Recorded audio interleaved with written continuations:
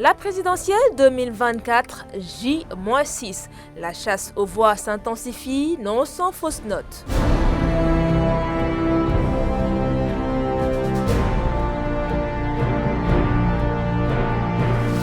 La grosse fausse note, c'est que les candidats s'acquittent mal d'un certain devoir, le paiement des droits d'auteur. Nous n'avons pas reçu un candidat à la SODAV qui s'est acquitté de la redevance liée à l'utilisation des œuvres des artistes lors de la campagne. La présidente du conseil d'administration de la Société des droits d'auteur et droits voisins est l'invitée de ce magazine qui crayonne deux candidats, Mame Boye Diao, ayant hérité la fibre politique de son paternel, et le Benjamin des candidats, Pape Djibril Fall, journaliste.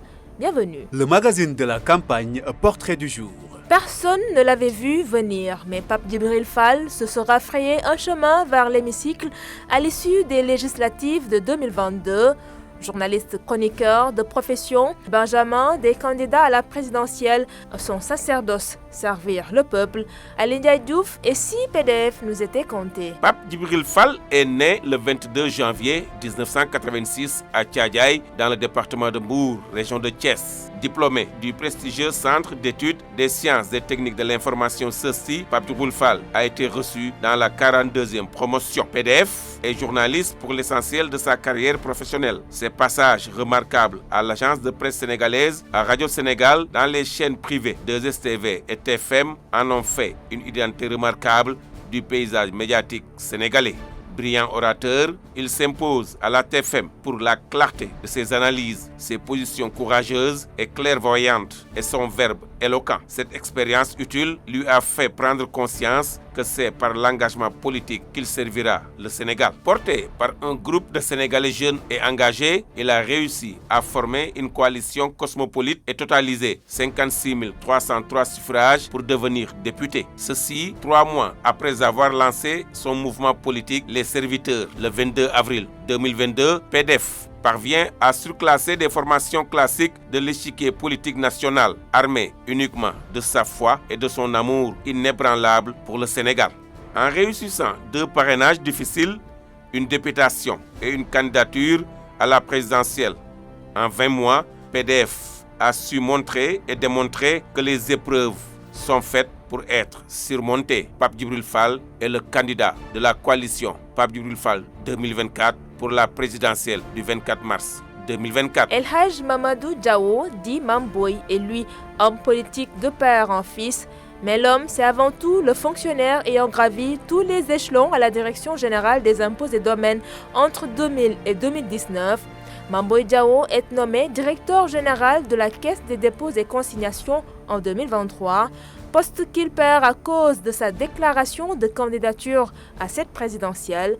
Djiba Diao, qui est le leader de la coalition Diao 2024. De son vrai nom, El Hadj Mamadou Diao, Mame Boye est né en 1970 à Bignona. Il a ensuite fait ses humanités à l'école élémentaire Abdoulaye Diallo de Kolda, puis orienté au lycée Alpha Molo Baldé. Après avoir décroché le baccalauréat A3 en 1991, le fils de l'ancien député et sénateur El Hadj Mountaga Diao devient pensionnaire de la prestigieuse université Gaston Berger de Saint-Louis. En 1996, Mame Boye y obtient avec brio sa maîtrise en sciences politiques, option relations internationales. 2 ans plus tard, le jeune Diao réussit à l'ENA de Dakar. Il devient inspecteur des impôts et domaines en 2000 et reçoit son diplôme des mains du président Abdoulaye Wade. El Hadj Mamadou Diao commence alors sa carrière d'inspecteur où il sera tour à tour chef de l'IFAC au centre des services fiscaux de Dakar Plateau entre 2000 et 2005, puis chef de centre des services fiscaux de Fatick de 2005 à 2011, ensuite chef de centre des services fiscaux des Parcelles Assainies de 2011 jusqu'en 2014. Les promotions s'enchaînent par la suite à la Direction générale des impôts et domaines, directeur des services fiscaux régionaux en 2014, puis directeur des domaines en 2019. Le 10 février 2023, il est nommé directeur général de la Caisse des dépôts et consignations. Pour rappel, El Hadj Mamadou Diao est entré en politique en 2012 dans le parti APR du président Macky Sall, mais c'est sous la bannière de l'AFP de Moustapha Niasse qu'il se présente pour la première fois fois aux élections, en l'occurrence les locales de juin 2014, Mame Boye Diao est classé 3e derrière Abdoulaye Bibi Baldé et Fabou Legaye, mais ça ne sera que partie remise puisque le 23 janvier 2022,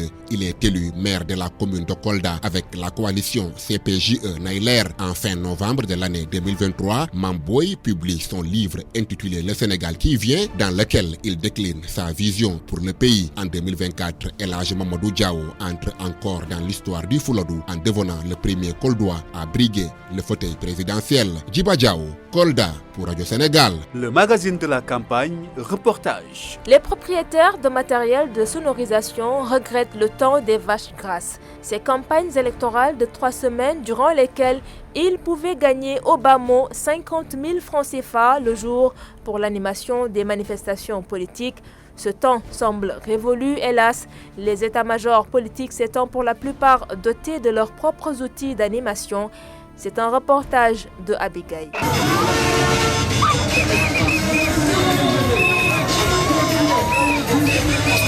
L'ambiance habituelle au passage des caravanes en période de campagne, elle a toujours été assurée par de jeunes propriétaires de matériel de sonorisation à l'image de Didier Oussou, célèbre à Grand Yoff.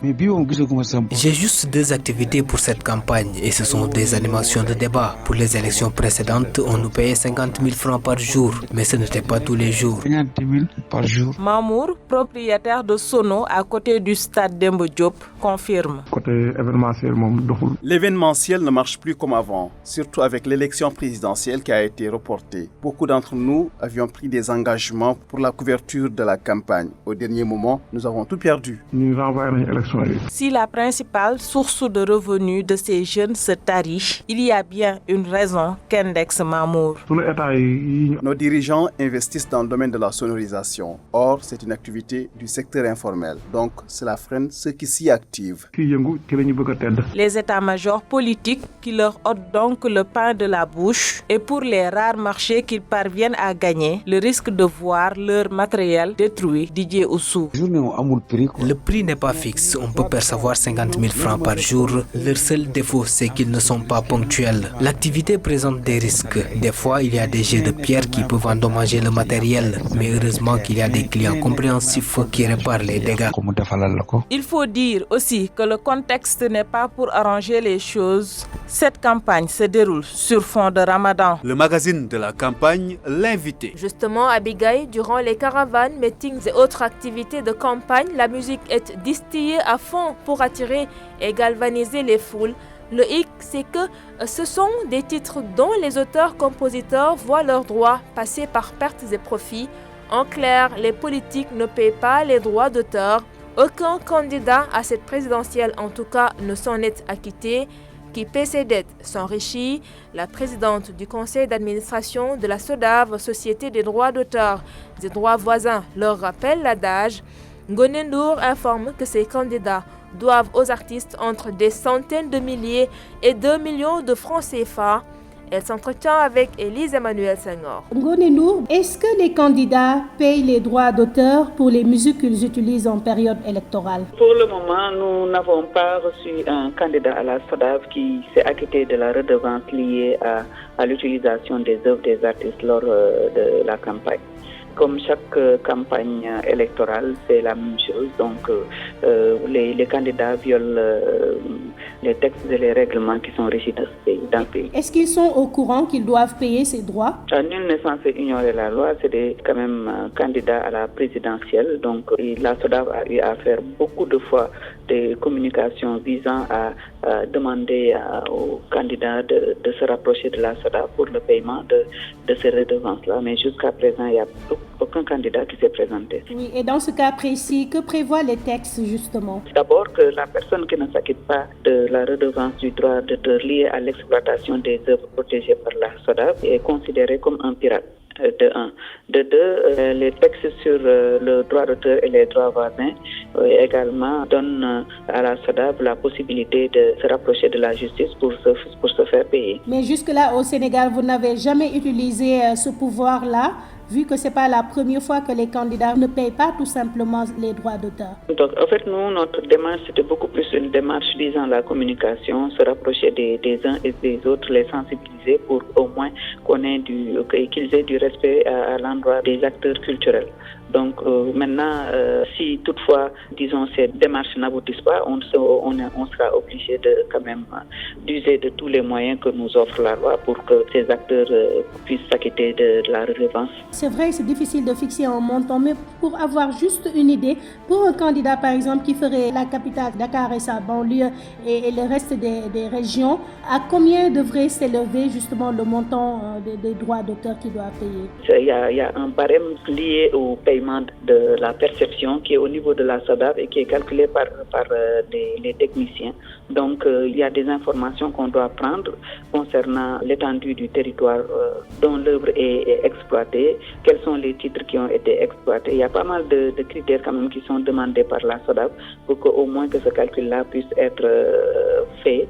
Ça peut être à coût de millions. Quelqu'un qui dépense des centaines et des centaines de millions dans une campagne électorale peut s'acquitter quand même d'une redevance de 3 millions, ou bien de 2 millions, ou bien de 1 million. Votre secteur est-il bien pris en compte dans les programmes des candidats? Voilà, en fait, d'ailleurs, c'est la raison pour laquelle on a programmé de faire une conférence de presse ce mercredi, parce qu'on a quand même lu tous les programmes des 19 candidats et nous voyons que le secteur de la culture, comme d'habitude, est un peu laissé en rade. Ce secteur-là est dynamique et si on y croit, ça peut être aussi un levier de véritable de développement. Ngoné Ndour, merci. Merci à vous. C'est tout pour ce magazine. Darambaye à la réalisation, Damba Malik Mbouch à la coordination.